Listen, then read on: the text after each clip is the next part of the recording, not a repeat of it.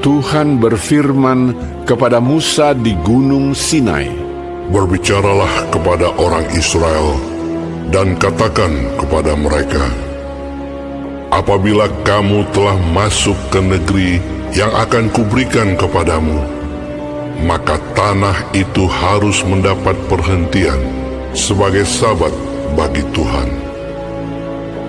6 tahun lamanya engkau harus menaburi ladangmu, dan 6 tahun lamanya engkau harus meranting kebun anggurmu dan mengumpulkan hasil tanah itu. Tetapi pada tahun yang ke-7, haruslah ada bagi tanah itu suatu sabat, masa perhentian penuh, suatu sabat bagi Tuhan. Ladangmu janganlah kau taburi, dan kebun anggurmu janganlah kau rantingi. Dan apa yang tumbuh sendiri dari penuaianmu itu, janganlah kau tuai, dan buah anggur dari pokok anggurmu yang tidak dirantingi, janganlah kau petik. Tahun itu harus menjadi tahun perhentian penuh bagi tanah itu. Hasil tanah selama sabat itu haruslah menjadi makanan bagimu, yakni bagimu sendiri, bagi budakmu laki-laki, bagi budakmu perempuan, bagi orang upahan, dan bagi orang asing di antaramu yang semuanya tinggal padamu. Juga bagi ternakmu dan bagi binatang liar yang ada di tanahmu. Segala hasil tanah itu menjadi makanannya. Selanjutnya engkau harus menghitung 7 tahun sabat, yakni 7 kali 7 tahun, sehingga masa 7 tahun sabat itu sama dengan 49 tahun. Lalu engkau harus memperdengarkan bunyi sangkakala di mana-mana dalam bulan yang ke-7 pada tanggal 10 bulan itu. Pada hari raya pendamaian, kamu harus memperdengarkan bunyi sangkakala itu di mana-mana di seluruh negerimu. Kamu harus menguduskan tahun yang ke-50 dan memaklumkan kebebasan di negeri itu bagi segenap penduduknya. Itu harus menjadi tahun Yobel bagimu, dan kamu harus masing-masing pulang ke tanah miliknya dan kepada kaumnya. Tahun yang ke-50 itu harus menjadi tahun Yobel bagimu. Jangan kamu menabur, dan apa yang tumbuh sendiri dalam tahun itu jangan kamu tuai, dan pokok anggur yang tidak dirantingi jangan kamu petik buahnya. Karena tahun itu adalah tahun Yobel, haruslah itu kudus bagimu. Hasil tahun itu yang hendak kamu makan harus diambil dari ladang. Dalam tahun Yobel itu, kamu harus masing-masing pulang ke tanah miliknya.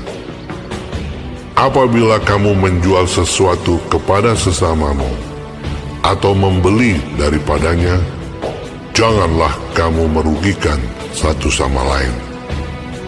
Apabila engkau membeli dari sesamamu, haruslah menurut jumlah tahun sesudah tahun Yobel. Dan apabila ia menjual kepadamu, haruslah menurut jumlah tahun panen. Makin besar jumlah tahun itu, makin besarlah pembeliannya. Dan makin kecil jumlah tahun itu, makin kecillah pembeliannya. Karena jumlah panenlah yang dijualnya kepadamu. Janganlah kamu merugikan satu sama lain, tetapi engkau harus takut akan Allahmu, sebab Akulah Tuhan Allahmu. Demikianlah kamu harus melakukan ketetapanku dan tetap berpegang pada peraturanku serta melakukannya. Maka kamu akan diam di tanahmu dengan aman tentram. Tanah itu akan memberi hasilnya, dan kamu akan makan sampai kenyang dan diam di sana dengan aman tentram. Apabila kamu bertanya, apakah yang akan kami makan dalam tahun yang ketujuh itu? Bukankah kami tidak boleh menabur dan tidak boleh mengumpulkan hasil tanah kami? Maka aku akan memerintahkan berkatku kepadamu dalam tahun yang ke-6, supaya diberinya hasil untuk 3 tahun. Dalam tahun yang ke-8, kamu akan menabur, tetapi kamu akan makan dari hasil yang lama sampai kepada tahun yang ke-9. Sampai masuk hasilnya, kamu akan memakan yang lama. Tanah jangan dijual mutlak, karena akulah pemilik tanah itu, sedang kamu adalah orang asing dan pendatang bagiku. Di seluruh tanah milikmu, haruslah kamu memberi hak menebus tanah. Apabila saudaramu jatuh miskin, sehingga harus menjual sebagian dari miliknya, maka seorang kaumnya yang berhak menebus, yakni kaumnya yang terdekat, harus datang dan menebus yang telah dijual saudaranya itu. Apabila seseorang tidak mempunyai penebus, tetapi kemudian ia mampu, sehingga didapatnya yang perlu untuk menebus miliknya itu, maka ia harus memasukkan tahun-tahun sesudah penjualannya itu dalam perhitungan, dan kelebihannya haruslah dikembalikannya kepada orang yang membeli daripadanya, supaya ia boleh pulang ke tanah miliknya. Tetapi jikalau ia tidak mampu untuk mengembalikannya kepadanya, maka yang telah dijualnya itu tetap di tangan orang yang membelinya sampai kepada tahun Yobel.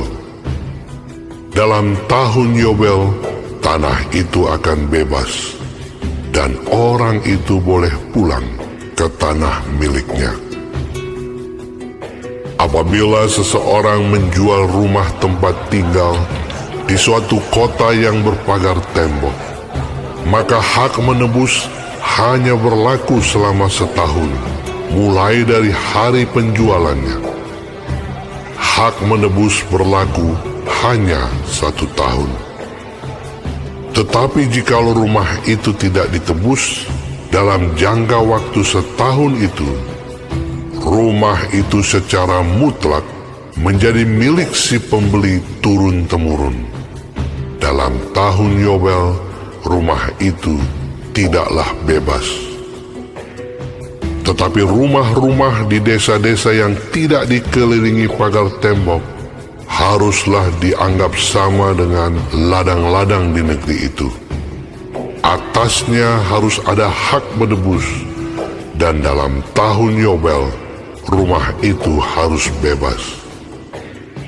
Mengenai rumah-rumah di kota-kota orang Lewi, hak menebus rumah-rumah itu ada pada orang-orang Lewi untuk selama-lamanya. Sekalipun dari antara orang Lewi yang melakukan penebusan, tetapi rumah yang terjual di kota miliknya itu haruslah bebas dalam tahun Yobel. Karena segala rumah di kota-kota orang Lewi adalah milik mereka masing-masing di tengah-tengah orang Israel. Dan padang penggembalaan sekitar kota-kota mereka janganlah dijual, karena itu milik mereka untuk selama-lamanya.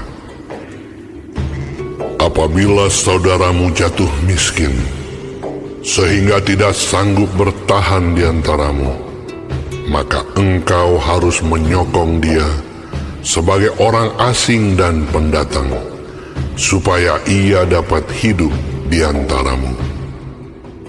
Janganlah engkau mengambil bunga uang atau riba daripadanya, melainkan engkau harus takut akan Allahmu, supaya saudaramu dapat hidup di antaramu.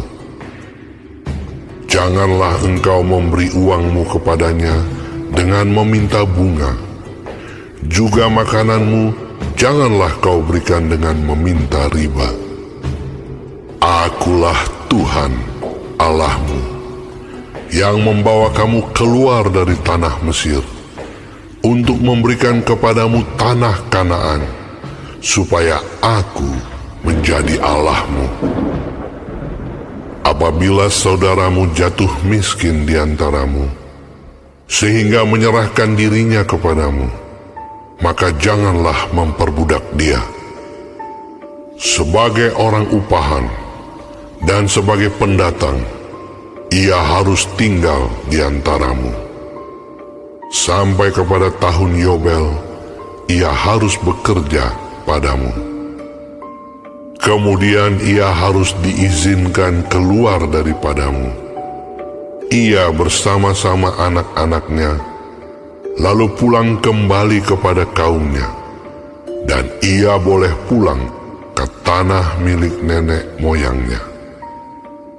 Karena mereka itu hamba-hambaku yang kubawa keluar dari tanah Mesir, janganlah mereka itu dijual secara orang menjual budak.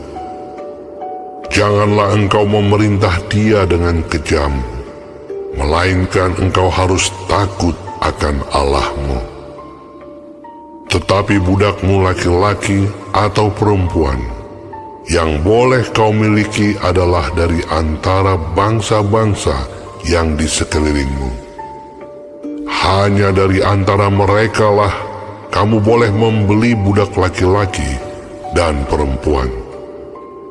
Juga dari antara anak-anak pendatang yang tinggal di antaramu, boleh kamu membelinya. Dan dari antara kaum mereka yang tinggal di antaramu, yang dilahirkan di negerimu, orang-orang itu boleh menjadi milikmu. Kamu harus membagikan mereka sebagai milik pusaka kepada anak-anakmu yang kemudian, supaya diwarisi sebagai milik. Kamu harus memperbudakkan mereka untuk selama-lamanya. Tetapi atas saudara-saudaramu, orang-orang Israel, janganlah memerintah dengan kejam yang satu sama yang lain. Apabila seorang asing atau seorang pendatang di antaramu telah menjadi mampu, sedangkan saudaramu yang tinggal padanya jatuh miskin, sehingga menyerahkan dirinya kepada orang asing atau pendatang yang di antaramu itu, atau kepada seorang yang berasal dari kaum orang asing, maka sesudah ia menyerahkan dirinya, ia berhak ditebus, yakni seorang dari antara saudara-saudaranya boleh menebus dia, atau saudara ayahnya, atau anak laki-laki saudara ayahnya, atau seorang kerabatnya yang terdekat dari kaumnya, atau kalau ia telah mampu, ia sendiri berhak menebus dirinya. Bersama-sama dengan si pembelinya, ia harus membuat perhitungan. Mulai dari tahun ia menyerahkan dirinya kepada orang itu sampai kepada tahun Yobel, dan harga penjualan dirinya haruslah ditentukan menurut jumlah tahun-tahun itu. Masa ia tinggal pada orang itu haruslah dihitung seperti masa kerja orang upahan. Jikalau jumlah tahun itu masih besar, maka dari harga pembeliannya harus dikembalikan sebagai penebus dirinya menurut jumlah tahun itu. Jika waktu yang masih tinggal sampai kepada tahun Yobel sedikit lagi saja, maka ia harus membuat perhitungan dengan orang itu. Menurut jumlah tahun itulah ia harus membayar uang tebusan dirinya. Demikianlah ia harus tinggal padanya sebagai orang upahan dari tahun ke tahun. Janganlah ia diperintah dengan kejam oleh orang itu di depan matamu. Tetapi jikalau ia tidak ditebus dengan cara demikian, maka ia harus diizinkan keluar dalam tahun Yobel, ia bersama-sama anak-anaknya. Karena padakulah orang Israel menjadi hamba. Mereka itu adalah hamba-hambaku yang kubawa keluar dari tanah Mesir. Akulah Tuhan Allahmu.